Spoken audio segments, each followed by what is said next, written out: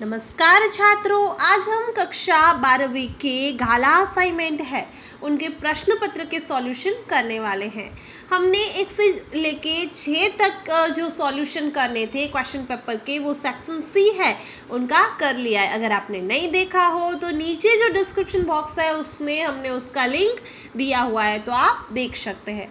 तो शुरू करते हैं हम विभाग बी से। अब तो ढिबरी हुई तुम नए आंगन की, कोई और बचपन चिन्हता होगा पहले पहला अक्षर। काव्य पंक्ति में दीदी किसका प्रतीक है? तम का, धन का, ज्ञान का या सुख का? तो आंसर आएगा ज्ञान का।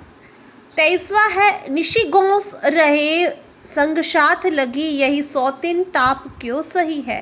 काव्यांश में निशिगोंस शब्द का अर्थ क्या है? उसका अर्थ है रात दिन।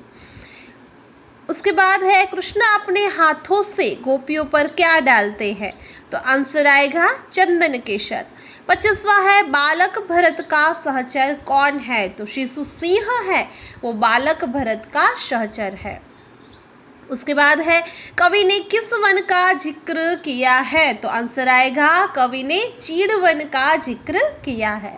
27वां है लघु जीवन लेकर आए हैं, तो आंसर आएगा बी, प्याले टूटा ही करते हैं। 28वां है नींव की ईंट हो तुम दीदी, कविता के कवि कौन है? तो उदय प्रकाश जी है, वो नींव की ईंट हो तुम दीदी इस कविता के कवि है। उसके बाद है कवि घर से निकलकर कहाँ जाता है? तो आंसर आएगा कवि घर से निकलकर दफ्तर जाता है। अब है कविता के साथ कवि का नाम लिखकर जोड़ा मिलाइए। कविता है भारत सिर रत्न भरत, तो कवि कौन है उनके कवि है जयशंकर प्रसाद। उसके बाद है जो बीत गई सो बात गई, उसके कवि कौन है? तो हरिवंश राय बच्चन है। अब है निम्नलिखित प्रश्नों के उत्तर एक एक वाक्य में लिखिए। किसके कहने पर गोपी कृष्ण का स्वांग कर रही है? तो आंसर आएगा गोपियों के कहने पर गोपी कृष्ण का स्वांग कर रही है। उसके बाद में है कवि रोज किसे बदलता है? तो कवि रोज अपने आप को बदलता है। 34वां है कृष्ण भक्ति काव्य में कृष्ण के वियोग में कौन तड़प रहा है? तो मीराबाई है, वो कृष्ण के वियोग में तड़प रही है। उसके बाद है सीपी बनकर कवि क्या करना चाहते हैं? तो सीपी बनकर कवि अपने अंदर बूंदे लाना चाहते हैं ताकि ये बूंदे मोती बनकर नदी के किनारे चमके। 36वां है मुरझाई कली पर मधुबन की क्या प्रतिक्रिया होगी? तो मुरझाई कली कभी खिल नहीं सकती, मधुबन यह बात अच्छी तरह जानता है, इसलिए वह मुरझाई कली के लिए कभी विलाप नहीं करेगा। उसके बाद है गोपियां कृष्ण की बांसुरी को अपने होठों पर क्यों नहीं रखना चाहती? तो गोपियों का मानना है कि कृष्ण बांसुरी के वश में हो गए हैं और वे उनको नहीं चाहते हैं, इसलिए इस तरह वे कृष्ण की बांसुरी को अपनी सौतन के रूप में देखते हैं।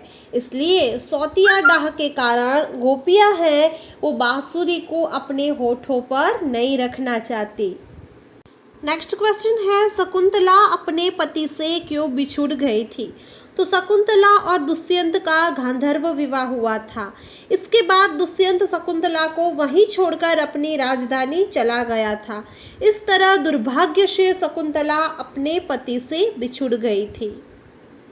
39वां है आदमी को झुंझुना कहने का तात्पर्य क्या है? तो किसी व्यक्ति की राय को महत्व या उसे अपनी बात को कहने का मौका न देना, उस पर अपना निर्णय थोपना और उसका अपने ढंग से उपयोग करना आदमी को झुंझुना बना देता है। आदमी को झुंझुना कहने का यही तात्पर्य है। नेक्स्ट क्वेश्चन है दिन छिपने पर कवि किसका इंतजार करता है और क्यों? तो दिन छिपने पर कवि अपने जीवन में नयापन आने का इंतजार करता है, इसलिए कि कवि को अपना जीवन यांत्रिक लगने लगता है। उसके बाद है निम्नलिखित प्रश्नों में से केवल एक प्रश्न के उत्तर 7 या 8 वाक्य में लिखिए। बाढ़ की संभावनाएं गजल का केंद्रीय भाव अपने शब्दों में लिखिए। तो इस गजल के माध्यम से कवि यह बताया है कि देश की जनता में उदासी का माहौल है, जरूरतमंदों को सरकारी सहायता नहीं मिल पाती, लोगों में जन विरोधी नीतियों और योजनाओं का विरोध करने का साहस नहीं है, जिनमें कुछ कर गुजरने की इच्छा है उन्हें उसका मौका नहीं दिया जाता, लोगों को वैभव देखकर सपने दिखाकर भुलाया जाता है, गरीबी को खिलौना समझकर उनका मनमाना उपयोग किया जाता है। इस प्रकार इस गजल में सामाजिक राजनीतिक यथार्थ का सच मुखरित हुआ है। तो आशा है कि आपको ये मेरा सॉल्यूशन उपयोगी साबित होगा। So wish you all the best, like share and subscribe. Bye.